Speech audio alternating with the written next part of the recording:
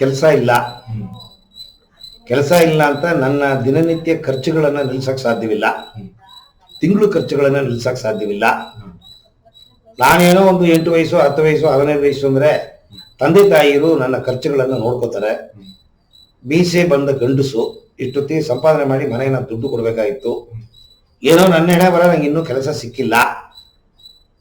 Honest ಆಗಿ ನಾನು try ಮಾಡ್ತಿದ್ರು, ನನಗೆ ಕೆಲಸ ಯಾವುದು ಸರಿಯಾಗಿ ಒದಗಿ ಬರ್ತಾ ಇಲ್ಲ. ಆದರೆ ಖರ್ಚನ್ನು ಹೇಗೆ ಮೀಟ್ ಮಾಡೋದು? ಸಾಲ ಮಾಡ್ತೀರ.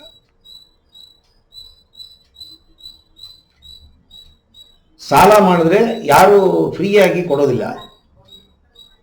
ಅಣ್ಣ ತಮ್ಮಂದ್ರು ಕೂಡ ನೀವು 10,000 ಕೇಳಿದ್ರೆ 1,000 ಕೊಟ್ಬಿಟ್ಟು ಕೈ ತೊಳ್ಕೊತಾರೆ. ನಂಗೆ 10,000 ಕೊಡಕ್ಕೆ ಯೋಗ್ಯತೆ ಇಲ್ಲಪ್ಪ, ತಗೋ 1,000 ಇಟ್ಕೋ, ನೀ ಕೊಡಬೇಡ ನಂಗೆ. ನೀವು 10,000 ಬೇಕಲ್ಲ, 10,000 ಕೊಡೋನು ಬಡ್ಡಿ ವ್ಯವಹಾರ ಮಾಡೋನು. ಅವನ್ ಬಡ್ಡಿ ಇಲ್ಲದೆ ವ್ಯವಹಾರವೇ ಇಲ್ವಲ್ಲ ಅವನ ಹತ್ರ. ನೀವು ಬಡ್ಡಿ ಕೊಡಲೇಬೇಕಲ್ಲ. ಬಡ್ಡಿ ಕೊಡದೇ ಇದ್ರೆ ಏನಾಗುತ್ತೆ? ನಿಮ್ಮ ಮಾನ ಮರ್ಯಾದೆ ಕಳಿತಾವ. ನೀವು ಗುರಿಯಲ್ಲಿ ಸಾಧನೆ ಮಾಡೋದು. ನೀವು ನೆಮ್ಮದಿಯಾಗಿದ್ದರೆ ಮಾತ್ರ ನಿಮ್ಮ ಗುರಿಯನ್ನು ಸಾಧನೆ ಮಾಡಕ್ ಸಾಧ್ಯ. ನಿಮ್ಮ ಫಸ್ಟ್ ಪ್ರಿಯಾರಿಟಿ ನಿಮ್ಮ ಸಾಲನ ತೀರಿಸೋದು, ಗುರಿಯನ್ನು ಮುಟ್ಟೋದಲ್ಲ. ನಿಮ್ಮನ್ನು ಗುರಿಯನ್ನು ಮುಟ್ಟೋದಕ್ಕೆ ಅವನು ಬಿಡಲ್ಲ ನಿಮ್ಮನ್ನ. ಸಾಲ ತೀರಿಸೋದಕ್ಕೆ ಏನಾದ್ರು ಒಂದು ದಾರಿ ಕಂಡಿಡೀವಿ. ನಾನು BE ಓದಿದ್ದೀನಿ, ನಂದು ವೈಟ್ ಕಾಲರ್ ಜಾಬು, ಅದು ಇದೆಲ್ಲ ಲೆಕ್ಕ ಹಾಕಬೇಡಿ.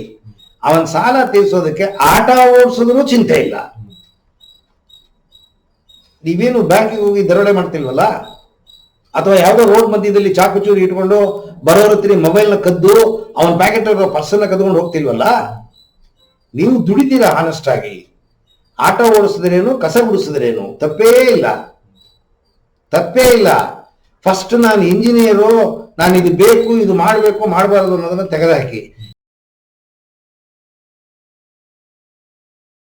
ನೀವು ತೀರಿಸದೆ ಹೋದ್ರೆ ಆ ಸಾಲಗಾರ ನಿಮ್ಮನ್ನ ಬಿಡಲ್ಲ. ಸಾಲಗಾರ ಬಿಡದೇ ಇರೋ ಟೈಮಲ್ಲಿ ನೀವು ಕಣ್ಣು ಮುಚ್ಚಿಕೊಂಡು ನಾನು ಆಧ್ಯಾತ್ಮ ಧ್ಯಾನ ಮಾಡ್ತೀನಿ, ಅದು ಮಾಡ್ತೀನಿ, ಆಲ್ಫಾ ಧ್ಯಾನ ಮಾಡ್ತೀನಿ, ಲಾ ಆಫ್ ಅಟ್ರಾಕ್ಷನ್, ಸಾಧ್ಯವಿಲ್ಲ. ಈ ನಿಮ್ಮ ಪ್ರಿಯಾರಿಟಿ ಕೆಲಸ ಇದ್ದು ನೀವು ಬೇಡ ಅಂತ ಏನು ಹೇಳ್ತಿಲ್ಲ. ಕೆಲಸ ಸಿಕ್ಕಿದ್ರೆ ಸೇರ್ಕೊಂಡು ಸಾಲ ತೀರಿಸಿ. ಕೆಲಸ ಸಿಕ್ಕಿದ್ರೆ ಸೇರ್ಕೊಂಡು ಸಾಲ ತೀರಿಸಿ. ಕೆಲಸ ಇಲ್ವಲ್ಲ, ಕೆಲಸ ಬರೋ ತನಕ ಬಡ್ಡಿ ನಿಲ್ಲಲ್ವಲ್ಲ. ಸೊ ನೀವು ಅಟ್ಲೀಸ್ಟ್ ಬಡ್ಡಿ ಕೊಡೋಕಾದ್ರೆ ನೀವು ದುಡಿಬೇಕು. ನೀವು ಅದು ಏನಾದ್ರು ಒಂದು ಉದ್ದಿಮೆ ಕಂಡಿಡ್ಕೊಳ್ಳಿ. ಬೇಕಾಟಿದೆ ಲೋಕದಲ್ಲಿ. ಮನಸ್ಸು ಮಾಡಿದ್ರೆ ದುಡ್ಡು ಮಾಡೋದಕ್ಕೆ ಬೇಕಾದ ದಾರಿ, ತಪ್ಪಿಲ್ಲದೆ ದುಡ್ಡು ಮಾಡೋಕೆ ಬೇಕಾದ ದಾರಿ ಇದೆ. ತಪ್ಪೊಂದು ಮಾಡಬಾರ್ದು, ಅದು ನೀವು ಥಿಂಕ್ ಮಾಡಿ. ಸೊ ನಿಮ್ಮ ಪ್ರಿಯಾರಿಟಿ ಸಾಲ ತೀರಿಸೋದ, ಕೆಲಸಕ್ಕೆ ಹೋಗೋದ ಅಂದ್ರೆ, ಕೆಲಸ ಸಿಕ್ಕಿದ್ರೆ ಕೆಲಸಕ್ಕೆ ಹೋಗದೆ ಇದ್ರೆ ಮುಟಾಳ್ತನ. ಕೆಲಸ ಸಿಕ್ಕತಾ ಇಲ್ಲ, ನೀವು ಸಂಪಾದನೆ ಮಾಡಿ ಅಟ್ಲೀಸ್ಟ್ ಬಡ್ಡಿ ಅಸಲು ತೀರುತ್ತೀರೋ ಇಲ್ವೋ, ಬಡ್ಡಿನ ತೀರಿಸೋದಕ್ಕೆ ಒಂದು ದಾರಿ ಹುಡುಕೊಳ್ಳಿ ಫಸ್ಟ್ ನೀವು. ಆದ್ರೆ ನೀವು ಬಡ್ಡಿನ ತೀರಿಸ್ಬಿಟ್ರಿ ಅಂದ್ರೆ ತಿಂಗಳು ಅವನಿಗೆ 500 ರೂಪಾಯಿ ಕೊಡೋ ಕಾಸನ್ನ ಕೊಡ್ತಾ ಇದ್ರಿ ಅಂದ್ರೆ ಬಡ್ಡಿ ನೆಮ್ಮದೇ ಕೊಟ್ಕೊಂಡು ಧ್ಯಾನ ಮಾಡೋದು. ಇಲ್ಲಾಂದ್ರೆ ಎಲ್ಲಿ ಮಾಡ್ತೀರ ಧ್ಯಾನ? ಸಂಸಾರದಲ್ಲಿರೋದು ಯಾತಕ್ಕೆ ಆಧ್ಯಾತ್ಮ ನುಗ್ಗಕ್ಕಾಗಲ್ಲ ಅಂದ್ರೆ 28 ತಲೆನೋವು ಅವನಿಗೆ.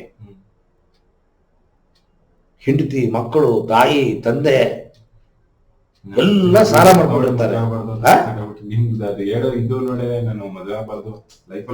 ಇಲ್ಲ, ನಡಿಬೇಕು ಅಂತಿರೋದನ್ನ ನಿಲ್ಸಕ್ ಸಾಧ್ಯವಿಲ್ಲ. ಆದ್ರೆ ನೀವು ಪ್ರೊಡಕ್ಟಿವ್ ಥಿಂಕ್ ಮಾಡ್ಬೇಕು. ಮದುವೆ ಮಾಡ್ಕೋಬೇಕು ಅಂತಾನೆ ಇಲ್ಲ, ಮಾಡ್ಕೋಬಾರ್ದು ಅಂತಾನೂ ಇಲ್ಲ. ಅದೆಲ್ಲ ಅವ್ರ ಇಂಡಿವಿಜುವಲ್ ಅಭಿಲಾಷೆಗಳು. ಆದ್ರೆ ನೀವು ಪ್ರೊಡಕ್ಟಿವ್ ಥಿಂಕ್ ಮಾಡಿ ಮುಂದೆ ಹೋಗೋ ದಾರಿ ನೋಡ್ಬೇಕು. ಈಗ ನಿಮಗೆ ನಿಮ್ಮ ಗುರಿಯನ್ನು ಮುಟ್ಟೋದಕ್ಕಿಂತ ಸಾಲಗಾರನ ಹಿಂಸೆ ಜಾಸ್ತಿ ಇರುತ್ತೆ. ಸೊ ನಿಮ್ಮ ಪ್ರಿಯಾರಿಟಿ ಸಾಲಗಾರನಿಗೆ ನೀವು ಅಸಲು ಕೊಡ್ತಿರೋ ಇಲ್ವೋ ಬಡ್ಡಿ ಕೊಡ್ತಾ ಇರ್ಬೇಕು ಅವನಿಗೆ. ಆ ಬಡ್ಡಿ ಸಿಗ್ತಾ ಇದ್ರೆ ಅವ್ನು ನಿಮ್ಮ ಅಸಲ್ ಬಗ್ಗೆ ಅವ್ನು ತಲೆ ಕೆಡಿಸ್ಕೊಳ್ಳಲ್ಲ. ಸೊ ಅಟ್ಲೀಸ್ಟ್ ಬಡ್ಡಿ ಕೊಡೋದಕ್ಕಾದ್ರೆ ನೀವು ಏನಾದ್ರು ಒಂದು ವ್ಯವಹಾರ ಮಾಡಬೇಕು. ಅದನ್ನ ಮಾಡ್ಬಿಟ್ರಿ ಇದ್ರೆ ಮನಸ್ಸು ಫ್ರೀ ಆಗಿ ಹೋಗುತ್ತೆ. ಬಿಡಪ್ಪ, ಈ ತಿಂಗಳು 500 ಬಂತು, ನಾನು ತೊಗೊಂಡು ಕೊಟ್ಟೆ ಅಂದ್ರೆ ಸುಮ್ಮನೆ ಆಗ್ಬಿಡ್ತಾನ. ಒಂದು ತಿಂಗಳು ನೀವು ಸಾಧನೆ ಮಾಡಿ, ತಿರುಗಿ 500 ರೂಪಾಯಿ ರೆಡಿ ಮಾಡ್ಕೊಳ್ಳಿ, ಕೊಟ್ಬಿಡಿ, ತಿರುಗಿ 1 ತಿಂಗಳು ಫ್ರೀ. ನೀವು ಸಾಲದನ್ನೇ ಯೋಚನೆ ಮಾಡ್ತಾ ಇದ್ರೆ ಇದು ಎಲ್ಲಿ ನಿಮಗೆ ಸಾಧನೆ ಮಾಡಕ್ ಸಾಧ್ಯವಿಲ್ಲ.